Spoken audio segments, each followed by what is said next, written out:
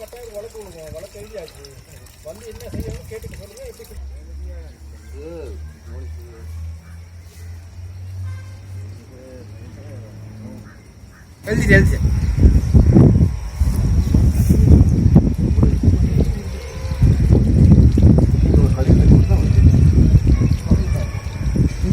इतना फिल्टर मंत्री मंत्री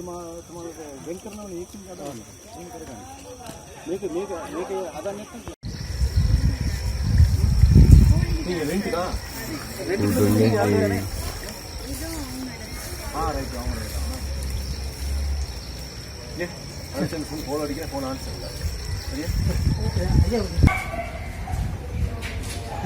ब्लॉक ஆயிருக்கு சார் பிஞ்சால அந்த அவங்களோட ஒரு பாணி விக்காம அப்படியே கிடக்கு. அவங்கள எல்லாம் ப்ளாக் ஆகி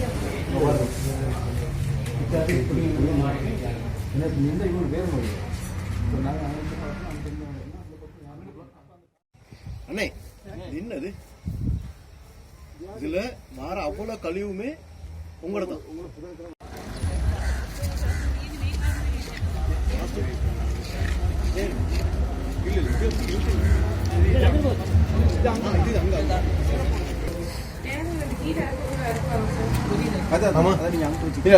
தனியா மழை நனையாம இருக்கிற இடத்துல வைங்க.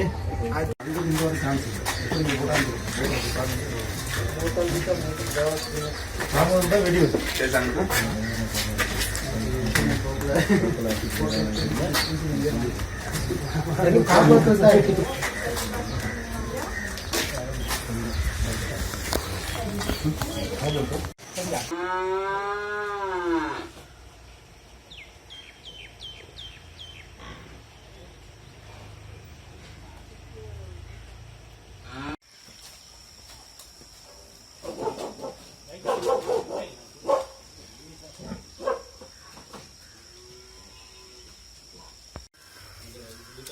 போகுது கரெக்டா போகுது. ஃபில்டர்ல ஒண்ணுமே இல்ல. அது விட்டா கரெக்டா போயிடும்.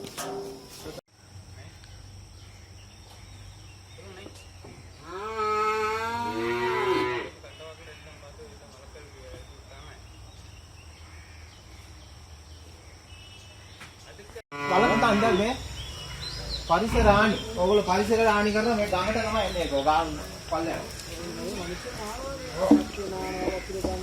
ඔව් මේ පරිසර හානි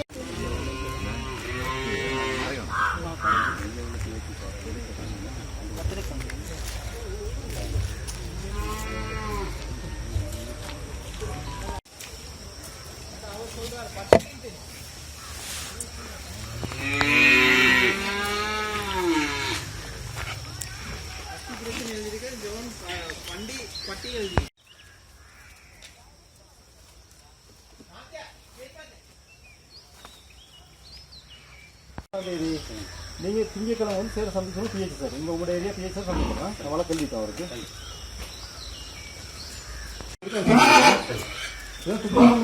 எப்படி வச்சிருக்கல அது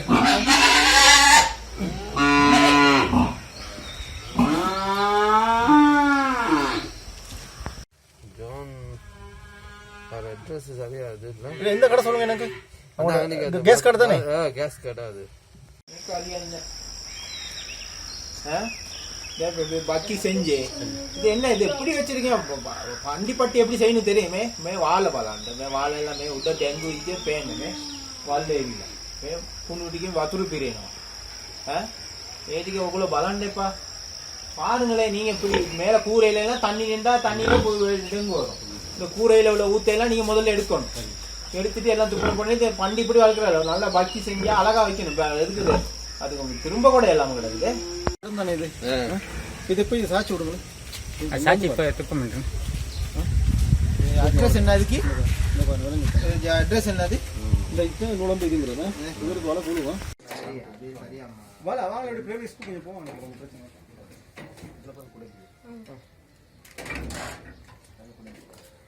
இல்லை வழக்குத்தாண்டாட்டி சரியா ஒரு கிழமை சின்ன 5 நிமிஷம் போதும். இது பண்ணி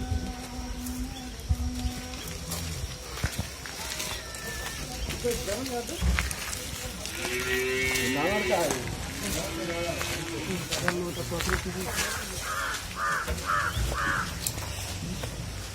டயர்லாம் கொஞ்சம் பார்க்கணும். டயர் போயிட்டு மண்ணு கொஞ்சம் வச்சு வைங்க. ஏன்னா எங்களுக்கு மெயின் வந்து கேரேஜ் தான். ரப்பர்லாம் இப்படி போடாது. இந்த ரப்பர்லாம் இப்படி ஒவ்வொரு நாளும் சேர்த்து ஆயிரும். அன்னைக்கு அந்திக்கு பத்த சொல்றோம் தேவையில்லாது. வேற வழி இல்லை.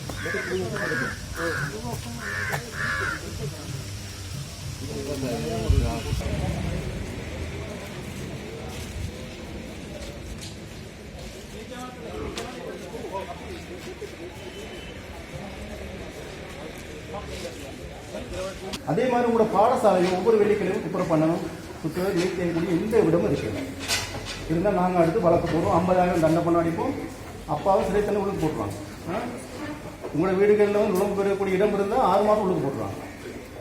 போடலாமா? அப்படி போடக்கூடாது. என்ன அப்போ நீங்கள் என்ன செய்ய உங்களுக்கு காசு டின் போத்தல் டின் வந்து இரும்பு வந்து 100 ரூபா. 100 ரூபாய் கிடைக்கும். இரும்பு வந்து 100 ரூபா. பிஎட் போத்தல் அதுகளெல்லாம் நாளை கடை எடுக்கிறாங்க. அதுகளை நீங்கள் காசு ஆக்கலாம். சரியா? 100 ரூபா கிடைச்சாலும் 2 முட்டை வாங்கலாம். என்னதானே காலில் போடுற சாமான் தான் 100 இடங்கள் எதுவுமே இருக்கக்கூடாதுன்னு சொல்லணும். அப்போ நீங்கள் தான் சொல்லணும் பெற்றோருக்கு. நீங்கள் எல்லாம் சேர்ந்து உங்களோட வீடுகளை துப்புராக்கணும். இப்போ கிட்டத்தட்ட 200 பிள்ளைகள் இருந்தால் ஒவ்வொரு நாளும் ஒவ்வொரு கிழமையும் 200 வீடு துப்புரவு பண்ணணும். சரியா? அதே மாதிரி ஒவ்வொரு பாடசாலையிலும் இப்படி செஞ்சீங்கன்னா எங்களோட நுழம்பு பெருக்கிற இடங்களை நாங்கள் இல்லாமல் செய்யலாம். அப்போ இந்த நோயிலிருந்து நாங்கள் விடுபடலாம். சரி தானே? பிறகு இப்போ எங்களோட வீடுகளில் பக்கத்து வீட்டில் வந்து ஒருத்தர் செத்து போனோட்டு எங்கிட்ட அந்த அருமை தெரியும். அப்படி தானே? இப்போ கொழும்புல இன்னைக்கு இருக்காரு, நாளைக்கு இல்லை. டெங்குல செத்து போகிறாங்க கொரோனா மாதிரி. எங்கட பகுதியில் அது வரக்கூடிய வாய்ப்பு நிறைய இருக்கு. 100க்கு 200% அந்த வாய்ப்பு இருக்கு. காரணம் எங்களுக்கு நுழம்பும் இருக்கு, நோயாளரும் இருக்காங்க. சொல்லுங்க தானே? அப்ப நீங்க என்ன செய்யணும்? ஒவ்வொரு நாள் வீடுகளில் ஒவ்வொரு வெள்ளிக்கிழமை வீடுகளை போய் சுற்றியோர் துப்புரவு பண்ணிட்டு நீர் தேங்கக்கூடிய இடம் எது இருந்தாலும் புளியின் வெட்டியெல்லாம் போட்டு புதைச்சி விடும். இல்லைங்களா? மற்றது கடைகளில் போய் தேவையில்லாத பொலித்தீன் சாமான்களை வீட்டுக்கு வாங்கி கொண்டு வராதீங்க. அப்பாட்ட சொல்லுங்க பேக் கொண்டு போக சொல்லுங்க. பேக்கில் வீட்டிலேருந்து கொண்டு போகிற பேக்கில் சாமான்களை போட்டு எடுத்துட்டு வாங்க. அங்கே வந்து சொப்பின்னு எடுத்து வந்து இங்கே வீசுறது இல்லை. சரியா? மற்றது வீட்டில் சொல்லணும் எந்த கழிவு பொருட்களையும் காணுங்களில் போடக்கூடாது. சரிதானே? அப்பாட்ட நீங்கள் தான் போய் சொல்லணும். போன வருடம் ஒப்பிடக்குள்ள இந்த வருடம் 4 மடங்கு அதிகரித்திருக்கு டெங்கு நோய். டெங்கு நோய் என்ன நோய்? வைரஸ் நோயா? என்ன தெரியுமா யாருக்காவது? என்ன நோய் டெங்கு நோய்? என்ன நோய்? கிரேட் 5 இருக்கீங்களா? வைரஸ் நோய். வைரஸ் நோய்களுக்கு மருந்துகள் கண்டுபிடிக்கப்பட்டிருக்கா? இல்ல. உலகத்துல வைரஸ் நோய்களுக்கு மருந்துகள் இன்னும் கண்டுபிடிக்கல. அதே மாதிரி தான் நான் கொரோனா வந்திருக்கும் நியாயமான பேர் இறந்து போனோம் தானே? அதே நிலைமை தான் டெங்குல இப்ப நியாயமான பேர் கொழும்பு பகுதியில் இருந்திருக்காங்க. செத்து போறாங்க. விளங்குதா? எங்கட பகுதியில் டெங்கு நோய் கிட்டத்தட்ட 50க்கு மேற்பட்ட நோயாளர்கள் எங்கட பகுதியில் இருக்காங்க. எங்களுக்கு வந்து கொழும்புல இருந்து நோய் எடுத்துட்டு வந்து எங்கட வீடு எங்கட பகுதியில் வந்து தங்கியிருக்காங்க. எங்கட பகுதியில் நுழம்பும் இருக்கு. 2 வகையான நுழம்பு இருக்கு. என்ன நுழம்பு? அது என்ன பேர்? டெங்கு நோய் பரப்புற நுழம்பு பேர் ஈடிஸ் வகை, ஈடிஸ் எல்போபிட்டஸ், ஈடிஸ் எகிப்டைங்கிற 2 வகையான நுழம்பு எங்கட பகுதியில் இப்ப இருக்கு. முன்ன வந்து குறைவு. முன்ன வந்து உஷ்ணமான பிரதேசத்தில் தான் நுழம்புகள் இருந்துச்சு. ஆனா இப்ப எங்கட பகுதியில் கிளைமேட் மாறி இருக்கு தானே? எங்கட பகுதியில வந்து சூடு அதிகரிச்சிருக்கு. ஆகவே நுழம்பு வந்து எங்கட பகுதியில் காணப்படுது. நாங்கள் நுழம்பு சேவை செஞ்சிருக்கோம். நுழம்பு சேவையில எங்கட பகுதியில் நுழம்பு இருக்கு. அதே மாதிரி யாரும் தெரியுமா? தெரியாது. டெங்கு சம்பந்தமா நாங்க பரிசோதிக்கிறோம் உங்களோட ஏரியாவை. இல்லைங்களா? எங்களுக்கு தெரியும் வரும். நுழம்புது நோயாளியை குத்திட்டு எங்களை வந்து கடிக்கக்குள்ள எங்களுக்கு அந்த வைரஸ் கொண்டு எங்களோட உடம்புல கொடுத்துரும். இல்லைங்க தானே? அப்ப எங்களுக்கு தெரியணும் இந்த நுழம்பு. அப்ப நாங்க என்ன செய்யலாம்? நோயாளியை இல்லாமக்கிறதா, சுகதேகியை இல்லாமக்கிறதா, நுழம்பு இல்லாமக்கிறதா? நுழம்பை நாங்க ஒழிக்கணும். இல்லைங்க? நுழம்பு எங்கட பகுதியில் பரவுறதை நாங்க தடுக்கணும். நுழம்பு பரவுறது என்னென்ன இடங்கள்ல பரவுது? நுழம்பு தெரியுமா? தெளிந்த நீர்ல ஒரு துளி நீர் இருந்தாலும் அந்த நுழம்பு வந்து 200 மேற்பட்ட முட்டைகளை இட்டுட்டு போயிடும். பிறகு அந்த முட்டை வந்து கிட்டத்தட்ட 1 வருடம் அந்த முட்டையின் ஆயுட்காலம். இல்லைங்களா? இப்ப அந்த முட்டையை வந்து நுழம்பு போட்டுட்டு போன உடனே தண்ணி தேங்கினா நுழம்பு நிறைவுடையா மாறி அந்த முட்டை வந்து நிறைவுடையா மாறி எங்களை குத்த துவங்கிடும். பிறகு அந்த இடத்துல தண்ணி இல்லாம 1 வருடத்துக்கு பிறகு தண்ணி நிறைஞ்சா அந்த முட்டை என்ன செய்யணும்? திருப்பியும் நுழம்பு